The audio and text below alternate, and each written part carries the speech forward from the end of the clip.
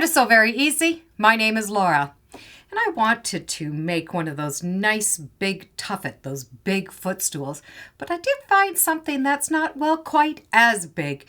It's a little bit smaller. Matter of fact, it's really small. It's a miniature pincushion, and it looks just like the tuffet. And as I was shopping around, I found a kit that's going to have that entire pincushion in it. It is from Pins and Needles, and what it is a subscription box. The bonus with buying their last month's boxes or the boxes they have left over is it has everything you need right inside. So when I go to work on the project, I know everything I need is going to be right inside the box. And the name of the pincushion is Color Wheel Pincushion. There are a lot of different feet you can put on the bottom of this pincushion. They do have some beautiful buttons that you can use. You can even use drawer pulls. Another thing, other than the buttons that you can use, are felt feet. These you'd get somewhere in a hardware section. Now I'm going to go through the 3 different feet that you can use, but I am going to put on the drawer pulls. The fabric is going to be stitched over top of the muslin and then stitched together. This works as a foundation piece, and it's going to make that pincushion very, very strong. In the directions, you're going to see a little template. To me, it looks like a crayon. You need to have 13 of those drawn on top of this flannel, and you will need to cut them out and transfer all of those markings. So we have a miniature jelly roll that we're going to be able to choose the fabric for. So I've chosen 13 of my colors, and this is the way I'm going to want them to show up around that pincushion. On the bottom, right at that very end, I'm going to number 1 to 13 on my muslin pieces. And keeping the numbers in order, I'm going to match up the fabric to those pieces. And it doesn't matter which one you're going to start, 1 and 13 are going to match up. The part that you drew on is going to be the back side. Now I have nothing to worry about for the order that I want them in. The little muslin pieces are the same width as those cut strips. So match it up along the bottom and the 2 sides. From here now, you're just going to cut out the rest of that shape, and you're going to keep those pieces together. So you can either pin them, or if you happen to have some fabric glue, you can just put a little dollop on 2 ends, and that's just going to keep it together. I'm going to do that to the entire pile and then cut out that shape. So 13 of my little pencil wedges are done. We need to sew them together, and we're going to follow the stitching line in the back. However, we're going to round instead of pivot at that shoulder area. What you're going to do is you're going to place 1 and 2 right sides together, and you're going to stitch along that one line. When you come to this corner, just roll it so it has a nice round edge. If you stop and pivot, what you're going to do is the pincushion is going to have a little bump instead of having a nice round edge. So I have 1 and 2 together, and I've stitched and I've rounded as I've gone around that corner. The other thing I have done is I've made my stitches a little bit smaller. I just want those seams very strong because I'm going to be poking a lot of pins in them. I want them extra strong. You're going to trim off a little bit of the seam allowance, and you can just trim it off from where that point comes up. So just trim off a little bit, curving right there at the corner and then coming off. Take this to the iron and iron it flat. And with those seams pressed open, you're going to notice that the other side is going to have this nice corner to it. It doesn't have that point. Now take your 3 and add it on beside your 2. Now you can take this and press it first if you found it was too hard to press open that seam. Then you can trim it off. Now you can just take that and fold that seam and trim it off. When you open it back up, those seams are going to lie flat. It's just easier to press them. Well, they're larger than smaller. You're going to continue adding all of these pieces all the way around. The lines that you drew onto your muslin are actually matching lines. You're going to be able to match up those lines as you sew them together. That helps keep your point all together and keep all of the ends nice and straight. You don't need to worry about this point all matching up because we're going to cover it with a button. And when all 13 pieces are sewn on, you can see it has this nice shape. Now we need to sew 1 and 13 together. Pin and match up your seams and stitch right up into that point. And you most likely will have a hole in the top, and that's fine. And when that last seam is done, you have this nice little round shape. We now need to do a running stitch, and a running stitch is going to take this and it's going to close it on the bottom of that wooden base. And with a running stitch, you're just going to need to get a really strong thread and double it, put a knot on the end. And along that edge, you're making a gathering or a running stitch. You're just coming in and out all the way along that first line. I like to start my long thread into the front and also end in the front because you're going to be able to pull these together and it's going to draw it tight around the base. But for now, just leave it because we're going to work on the base. The next thing we're going to do is take this crushed walnut and make a little cushion for it. And that's going to go inside the pin cushion. Take this template and put it on some muslin. Now, instead of cutting it out first, it's a lot easier if you stitch it first. The outside line is the cutting line. So I'm going to just use that along my 1/4 inch seam and stitch all the way around. This is going to be my cutting line. So I've stitched that 1/4 inch all the way around the outside. I've left an opening because I'm going to want to fill this after. Now I can cut out that circle shape. Turn it right side out. We now need to put this ground walnut shells inside. Make sure your end is sealed and trim off one edge. You'll be able to take that and just pour it in. Now I'm going to be able to take this and close that seam. And just take the approximate center, make yourself a little area you can stitch, just do a stitching mark. And by stitching that, it's going to help so that the shells stay around the center and they don't get shift to one side or the other. Now we're going to be able to put the pin cushion together. So I'm going to take a piece of felt, and this was included, and I'm going to trace that circle. I'm going to want that base just slightly smaller than this. So I'm going to cut to the inside of that line instead of the outside of the line. If you're going to put feet on instead of buttons, you're going to need to put some holes in the felt in the bottom. The easiest way is to line it up along the bottom, and then you're going to be able to just peek through to where those holes are and just poke it with something that's going to leave a mark. You're going to have 4 of them. I'm just going to put a little snip with the scissors in those holes. So I have just a small little hole. Now we're going to be able to assemble this.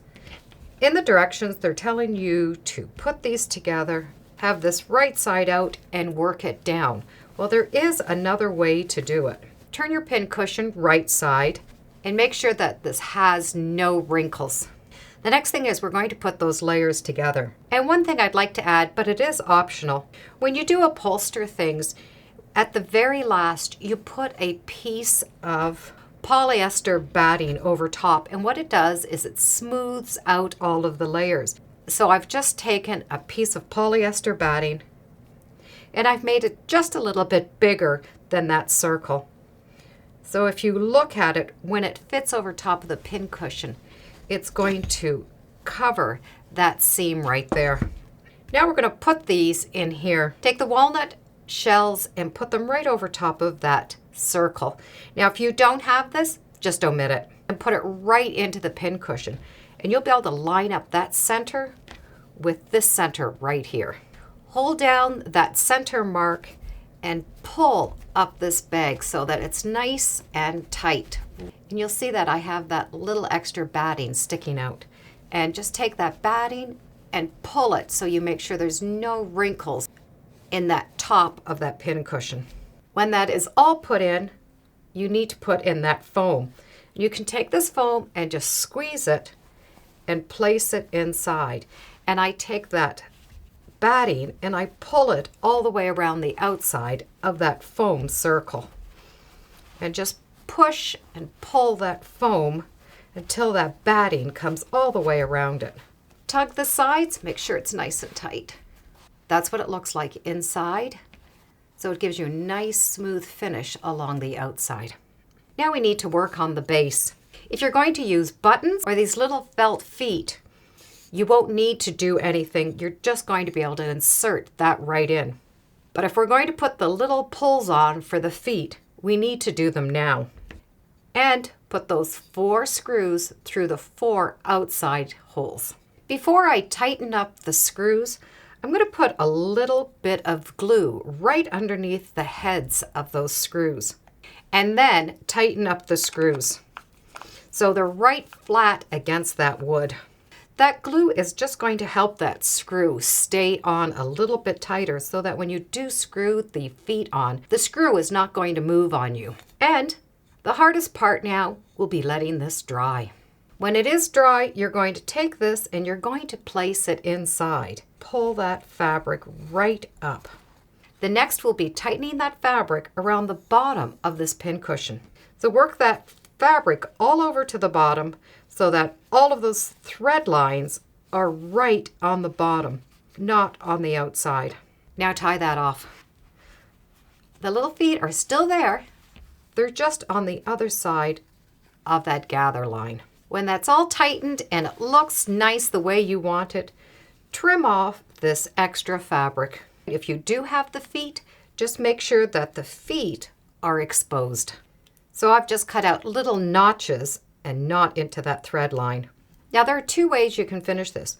What we need to do is put that button in the center to tuff it and put the feet in that bottom on. So you can do the button first or the button last. I'm going to do the button last. So I'm going to finish this bottom off. I'm going to run a bead of glue all the way inside of those little pleats. Then I'm going to push those pleats down so that that glue stays and it makes it nice and flat. Now we can put that felt bottom on. We have those little holes where the feet went, and we're going to be able to just put them right where the feet go. And the little feet will stick out of those holes. Once you've placed that felt on, this gives you an opportunity to trim it if anything is hanging on the outside. Peel it back and glue it. And then keep peeling back and gluing every portion individually so it doesn't shift. And before I put the feet on, I'm going to tuff it. You're going to need the button for the top, but you're also going to need a button that has a nice flat surface, and it's going to hold that together. If you were to not have a button there, there's nothing to hold this tight and it will pop right off. Tapestry needle is going to work great for this. They've enclosed with the kit a piece of this fine cording, and this is very, very strong. Put the needle into one of the center holes. You're going to be able to push it right through to that wooden base and just wiggle that needle around until you find that it pokes out. And then you can just push that and pull that out. You might need pliers. Leave one end up at the top and one end up at the bottom. I'm going to take this and I'm going to put it through my button now. Put it through one side, down to the next. Rethread your needle. And make sure you don't lose the thread to the bottom. Go down another side and go right to that base. Find that hole, just push that needle out. And your thread might be a little loose up at the top, that's fine. Now you have your 2 ends coming through the bottom. Even up the ends. Now we're going to put on the next button. And because it's nice and thick, you're going to be able to thread that right through on your own. So the idea is you're going to tie a knot here. And that knot there is going to pull that end tight. If you don't have someone's finger to put here, you're going to have to tie the knot on your own. So here's a way. You're going to loop your thread over once, just like you would do a regular knot, but then loop that through one more time and then tie it. Being careful not to twist those threads as you go down to the bottom. Take something that is going to be able to take that button and push it in. It could be the foot you're going to use, even a spool of thread. You're going to place that there and hold it down. Push so that whatever you put underneath is going to make that dimple for you. Now finish tightening that thread. And that has helped to push that in, and you're tight here. And when I have it as tight as I want, I'm going to tie an extra knot. Once you've tied a good strong knot, you can glue that. And that makes sure that it's never going to come undone. Now you can put your feet on. If you were going to put the buttons on instead of those little drawer pulls, you would have bypassed putting those screws in and putting the feet in. But at this point, once the bottom is all done, you would just take that and glue that button right onto the surface. And it's nice to have a button, which they've included for you, that has a little ball on the end. And that way it sort of sits it a little bit off the counter. If you're going to use the little felt feet with those nails, you're just going to be able to take and put some glue in the bottom there, and then just take that nail and put it right through the hole where those screws came out. And that would have sat nice and flat, and it would leave a surface that would not scratch. So there are 3 different ways to add feet onto your pincushion. And when the pincushion is all dried, you have that little button on the bottom. Now, if you chose to tuffet that first, before you put the felt on, the button would be underneath the felt. This has been a fun project to make, and if you've made a big tuffet, you could make a miniature one now to go with it. So you'd have very large and small. I'll put a link in the description to the pattern, and I'll put a link in the description to the subscription box. It's always fun to see what is coming in the mail, and you can always get the past months whenever you want. Thank you for joining me today on Sew Very Easy. Feel free to subscribe, and as always, come on back. Let's see what we're sewing next time in the sewing room. Bye for now.